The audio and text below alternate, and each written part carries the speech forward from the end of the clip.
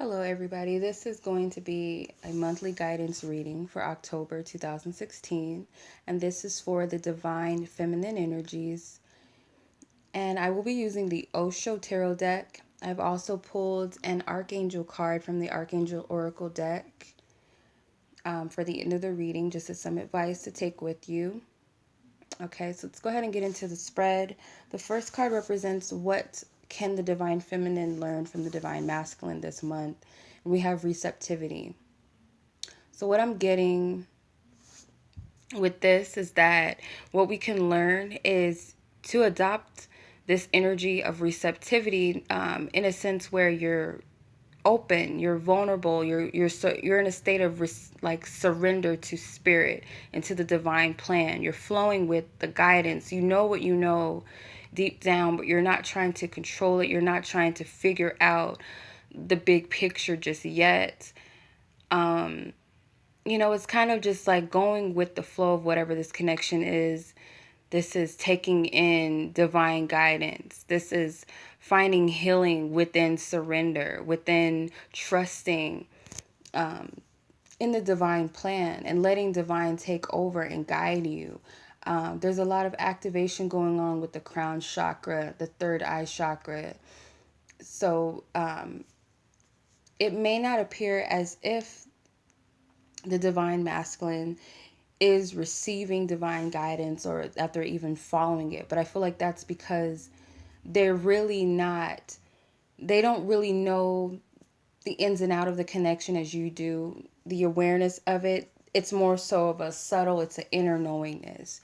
And therefore, because they're just open and they're flowing to whatever is, they're actually more receptive to following divine guidance because they're not in a place of control or worry about, well, where is this going to lead me this step?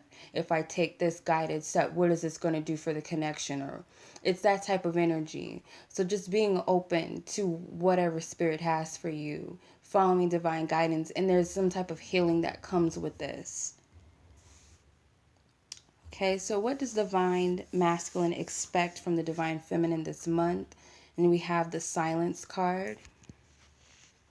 Okay, so what they expect from you this month is a little bit of going within yourself, like taking time out to rest.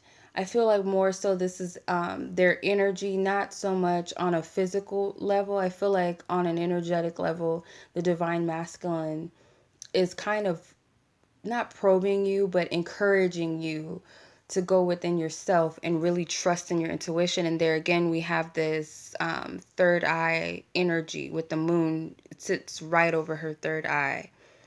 So, and it's illuminating things as you go within and you really trust your inner knowingness, what your vision is. There's a vision that you have about the connection and you see it through deeply. It's something deep within you that you know, that you see, that you understand, and it's like something deep within you. I feel like they expect you to take time out and to really go within yourself.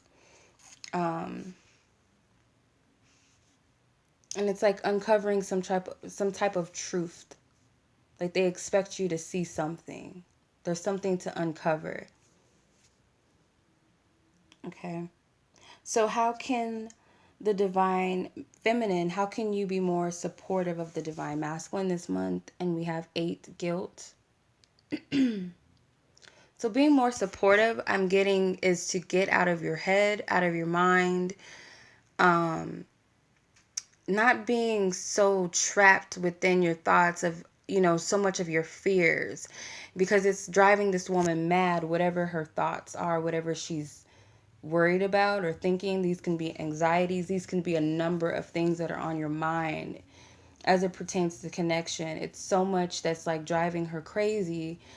It's like they want you to get out of your head so that you can be in this state of receptivity, because it's too much, trying to figure things out and then comparing and going back and forth with how things used to be or how things should be or what you expect them to be. And it's like it's got you trapped, like you're mentally trapped by these it's like this controlling energy of your fears manipulating you, your insecurities. It's like it's holding you down in a sense. And I feel like in order to be supportive and really be in your best state, you have to get out of your head and be in this receptivity energy.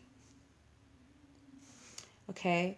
So, what do the divine feminine need to work on this month to become a better partner for the divine masculine? And we have moment to moment. Okay, so again, it's that being in a surrender state, not trying to control things, going with the flow.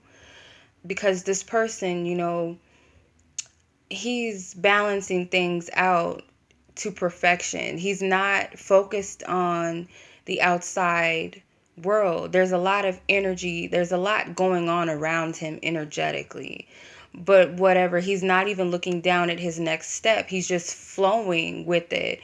So this is saying that what you need to work on is really not focusing too much on what's going on in the outside, what things appear to be or what they should be.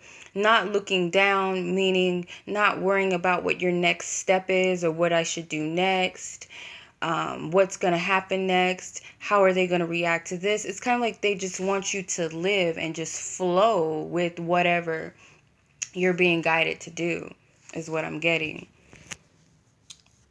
Not, focusing too much and pondering. It's like flowing. So if you have divine guidance to say something or to do something or whatever it is, no matter how irrelevant, no matter how scary this step may be, whatever it is, if you're guided towards something, to just flow with it and not focus too much on what is the outcome going to be, or how am I going to get to A to B type of energy. Okay, so what does the divine masculine need from you this month? And they have understanding. So they really want you to understand that it's like you can be free. It's like you're not trapped by them. They're not controlling you. They're not holding you hostage, that you're free to fly. They actually want you to free yourself, not in a sense where, you're moving on or without them or whatever you get from that, but more so to understand that you can go the distance with this connection. It's like you're holding your own self back, and it's like all of these other birds are flying high, they're going somewhere, but you're caged up by so many different things, by your past, by your perceptions of yourself, your fears, your control of the situation, that you can't ascend further than where you are, if that makes sense. And this bird, he's looking back at this bird here as asking, are you coming? Are you ready to go where I'm going? So it's like the divine masculine is kind of ahead of you and waiting on you. And you're still here, you're stuck. The cage is open. You can fly at any time, but something is holding you back. Something is really holding you back, and the masculine wants you to understand this. I feel that they need you to see that you're free to go, and that you can go the distance with this connection, that you can actually, it's like there's something very infinite, there's something very, it's like something very big than what you're perceiving. It's like your level of this connection is very surfaced, and it's caged up by these ideologies and what everyone else resonate, or what everyone else's experiences are saying, this is how the connection should go, this is the steps, this is what usually happens. But it's like you're trapped by that you can't ascend past that and fly and free your own self. These other birds here are free, but it's like you're holding yourself back. Okay.